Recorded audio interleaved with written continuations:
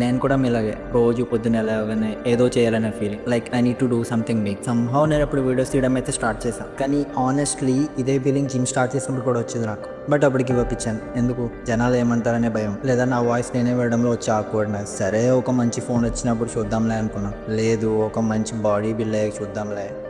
ఇలా నేను ఎక్స్క్యూజెస్ చెప్పుకుంటూ నాకు 1 year అయిపోయింది. కానీ ఇప్పుడు ఆలోచిస్తే ఇప్పుడే స్టార్ట్ చేసి ఉంటే ఇప్పటికి ఇంకా బెటర్ రిజల్ట్స్ వచ్చిండేమో. మ్యాటర్ ఏంటంటే బెస్ట్ టైం టు స్టార్ట్, నేను పాస్ట్లో మిస్ చేసుకున్న టైం ఉంది చూసారా, అది. And the second best time right now is the best time. కానీ ఇక్కడ ప్రాబ్లం ఏంటంటే మనకందరికీ చేయాలని ఉంటుంది, కానీ ఎలా స్టార్ట్ చేయాలో తెలియదు. మీకు నచ్చిన స్కిల్ని ఐడెంటిఫై చేయండి. డిజైనింగ్ అయినా సరే, కంటెంట్ క్రియేషన్ అయినా, or else personal business side అయినా పర్లేదు.